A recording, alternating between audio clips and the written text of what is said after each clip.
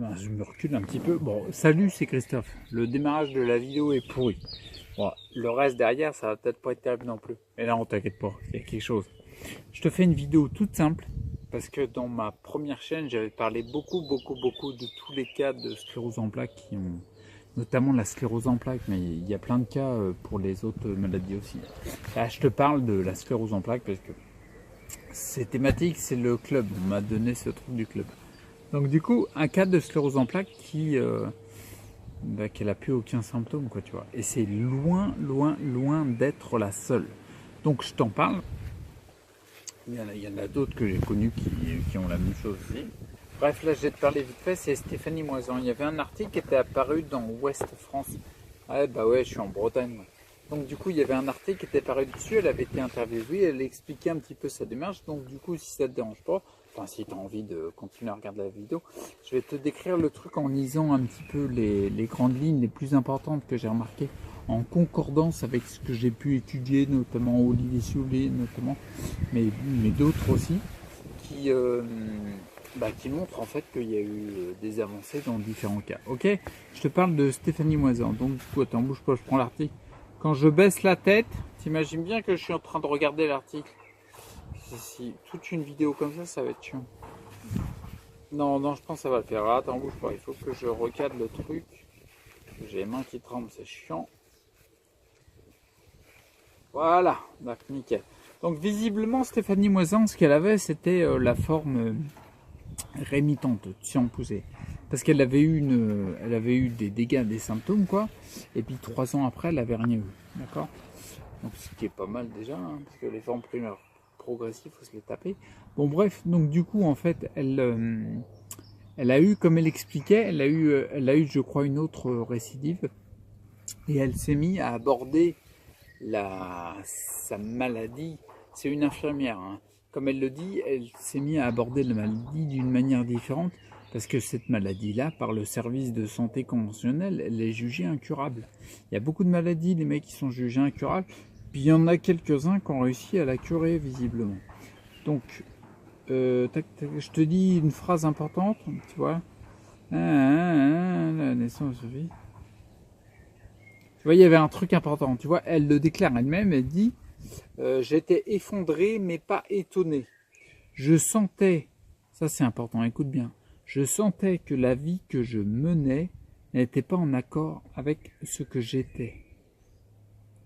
Je sentais que la vie que je menais n'était pas en accord avec ce que j'étais.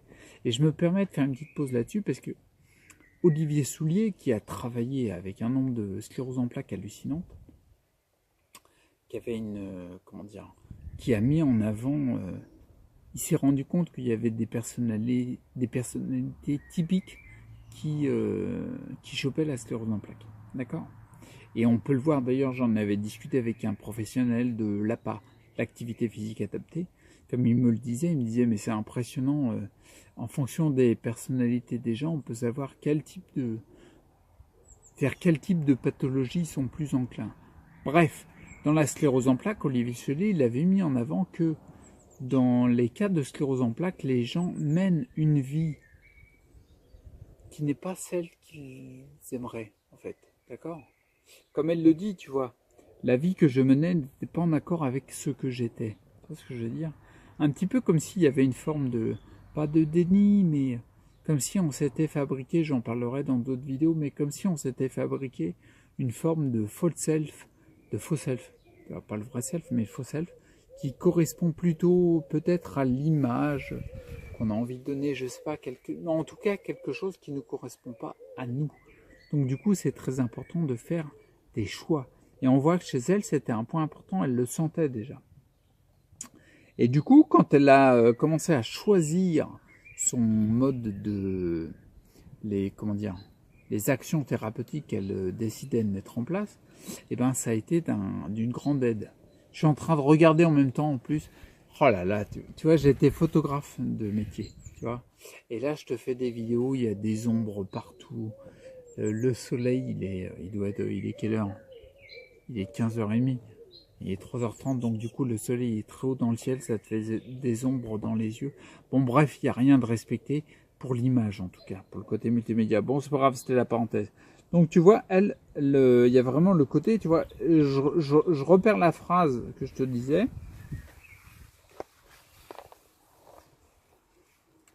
Tac, tac, tac, tac, tac. Attends, je la retrouve plus. Ah, voilà. Voilà. Il y a un moment, dans les 6 premiers mois, quand elle suit les thérapies qui sont, en fin de compte, elle a suivi un peu d'immunothérapie. Elle a suivi beaucoup, surtout, de méditation de pleine conscience. Tu vois ce que je veux dire? Je n'ai pas encore parlé du système esprit, mais c'est un système très important. Et donc, quand elle a commencé à suivre ces thérapies-là, notamment la méditation, son médecin qui la suivait, dans les 6 premiers mois, les symptômes se sont aggravés. Donc le médecin, il a dit, prends des traitements. Et sa réponse, c'est ça. Attends, je retrouve. Ah oui, ça y est. J'ai dit non et je me suis senti libre. Ce choix thérapeutique m'a fait du bien. On retrouve encore la lignée du fait qu'elle est en accord avec elle-même. Ce qu'elle veut, ce qu'elle décide, ce qu'elle a envie, et pas avec une autre façon de faire qui ne lui correspond pas. C'est hyper important ce truc-là. Tu te rends pas compte à quel point c'est important. Moi, il y a beaucoup de choses qui s'améliorent depuis que plus je corresponds à qui j'ai envie d'être, plus je corresponds à ce que je sens, et plus les choses s'améliorent. C'est important ce point-là. Donc voilà, il y avait un truc. Une petite parenthèse, comme elle est infirmière par son métier, elle connaît, elle connaît les traitements administrés aux malades de la sclérose en plaques, et elle le dit textuellement, je voyais des effets néfastes de certains traitements sur les gens. Tu m'étonnes. Je pense pas que les traitements médicamenteux utilisés grandement par la médecine conventionnelle soient forcément délétères, tu vois, soient que délétères. Non, ils sont, c'est ce que je pense profondément, ils sont très utiles quand c'est adapté. Et force est de constater, quand tu vois les effets néfastes des traitements conventionnels, notamment de la sclérose en plaques, mais pas que, et les effets néfastes, comme je dis, qui en découlent, peut-être qu'on est plus nuisible que bénéfique. Peut-être. Et si c'est le cas, s'il y a quelqu'un qui est intéressé, qui est dans le domaine et qui veut échanger, il ne faut pas qu'il hésite à laisser un commentaire. C'est ouvert à la discussion avec moi. Mais si c'est le cas, le traitement, il ne respecte pas le premier principe fondamental d'Hippocrate, qui est primum non nocere, premièrement, ne pas nuire. Donc c'est là où tu te dis, mince, il y a peut-être anguille sous roche. Donc elle l'avait ressenti en étant déjà de la partie, puisqu'elle était infirmière, donc elle le voyait. Donc visiblement, attends, je lis en même temps, hein, ça te dérange pas? Ouais, tu vois, regarde, comme j'ai dit tout à l'heure, j'ai dit non et je me suis senti libre. Ce choix thérapeutique m'a fait du bien. Elle se réaxe par rapport à ce qu'elle sent, elle. Ensuite, elle continue, plus je renouais avec moi-même, plus je me soignais. Je me voyais dans le chemin vers une forme de guérison. Et oui, une forme de guérison. La guérison absolue, c'est un peu de la flûte. Hein. Mais oui, une forme de guérison. Alors voilà, ça c'est important aussi, tu vas bien aimer, tu vois. Attends la suite, il y a des surprises. La maladie s'est endormie. Donc ça veut dire plus de symptômes. Et chose incroyable, des plaques ont disparu. Ce qui est très rare, tu m'étonnes. Des plaques ont disparu à l'IRM. La meuf, elle a fait de la méditation, pleine conscience. Ça peut peut-être être intéressant d'essayer. Je sais pas, moi je dis ça quoi. Et après, attends, je regarde. Voilà, une victoire pour atteindre.